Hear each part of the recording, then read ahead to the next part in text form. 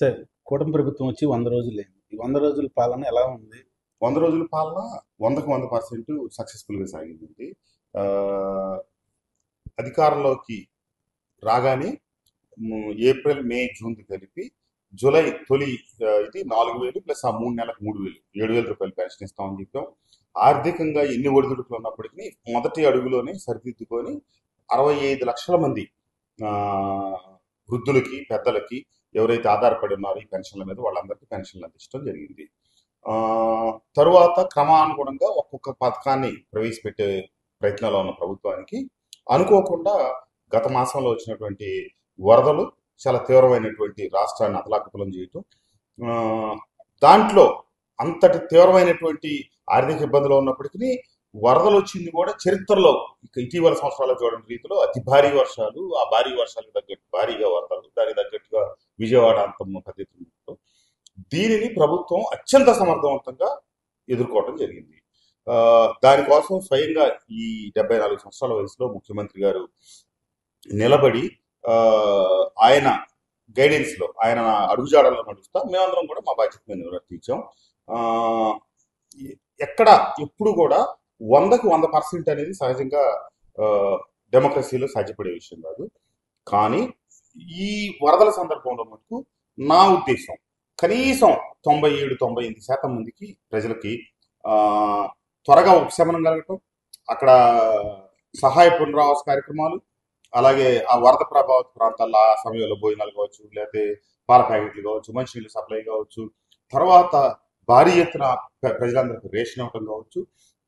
మా మైలవరం నియోజకవర్గానికి కూడా దగ్గర 70,000 కుటుంబాలకి రేషన్ ఇవ్వటం. ఎందుకంటే ఎఫెక్ట్ అయిన కాన్స్టిట్యున్సీస్ లో జిల్లాల్లో ఎన్టీఆర్ జిల్లా ప్రథమం, దాంట్లో మైలవరం అత్యధికం.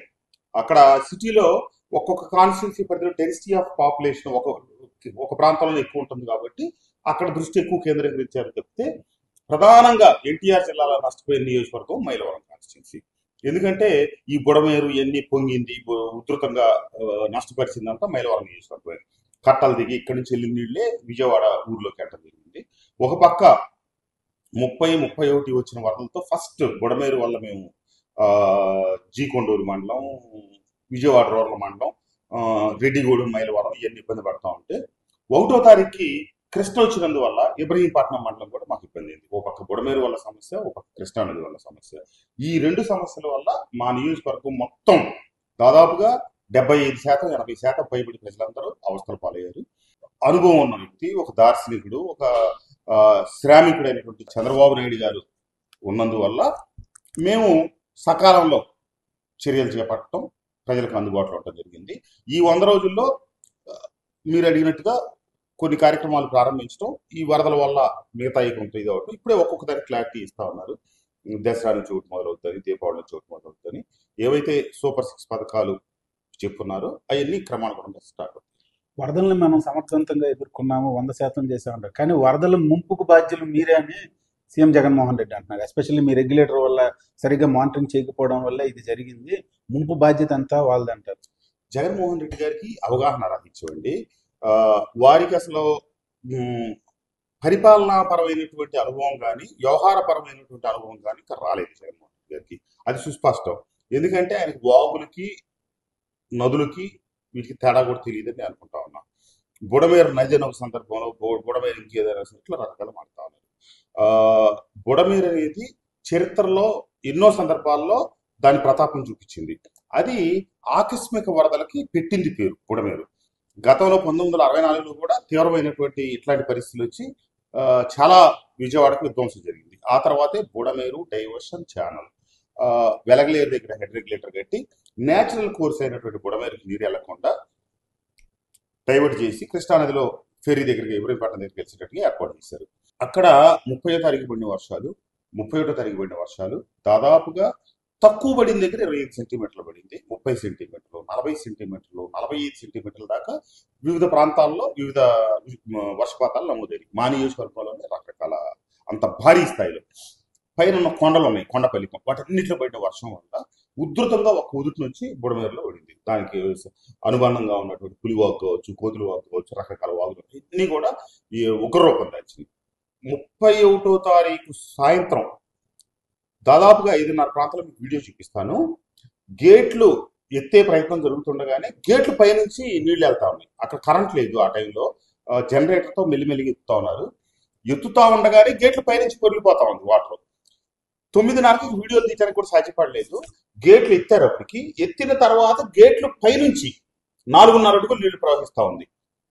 మీకు మెయిన్ స్ట్రీమ్ లోకి అంత వాటర్ వెళ్తా ఉంటే ఏవైతే బీడీసీకి వస్తా ఉందో వాటర్, ఆ నీటి వల్ల శాంతినగర్ దగ్గర, కౌలూరు దగ్గర 3 గంటలు పడి ఆ వాటర్ అంతా కింద ఉన్నటువంటి కౌలూరు, ఈలప్రోలు, రాయనపాడు, పైడూరుపాడు ఈ గ్రామాల మీద విజయవాడ వచ్చి పడింది. జగన్మోహన్ రెడ్డి గారి అవగాహన రహస్యం ఏంటంటే, అసలు గనక వెలగలేరు హెడ్ రెగ్యులేటర్ దగ్గర గేట్లు గనక ఎత్తుండక కొంత వాటర్ గనక ఉండకపోతే ఆ వాటర్ అసలు దీంట్లో పట్టదు. ఫస్ట్ ఆఫ్ ఆల్ దీని డిజైన్ కెపాసిటీ 15,000 క్యూసెక్స్.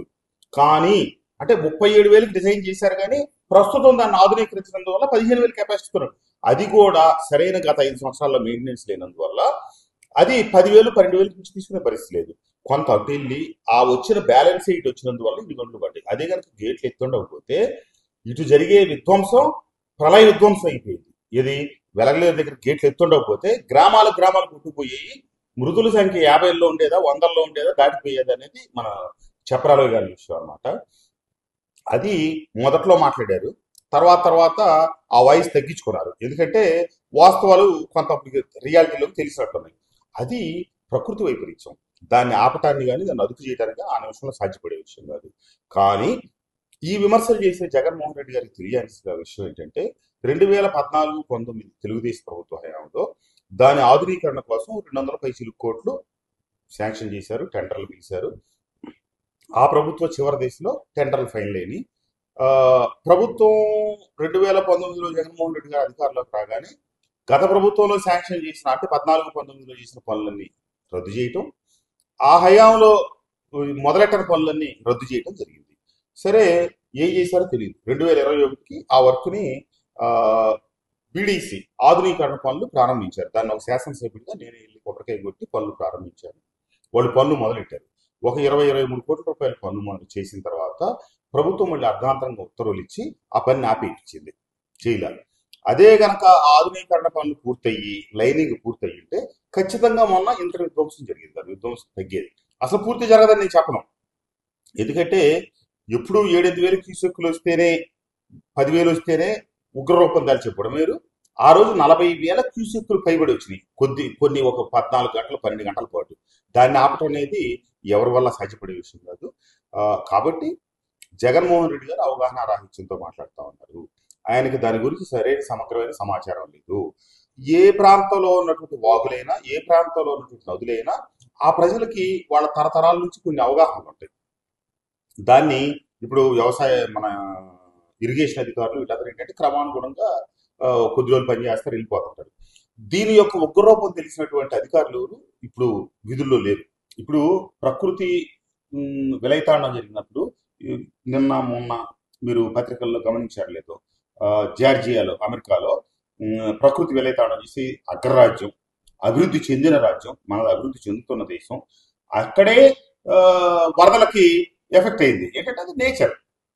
అది ఎప్పుడో దానికి కోపం వచ్చినప్పుడు అంతే చేస్తుంది. మనం అవన్నీ గమనించకుండా ఈ దెబ్బతో ఆపద రాజకీయ కారణాలతో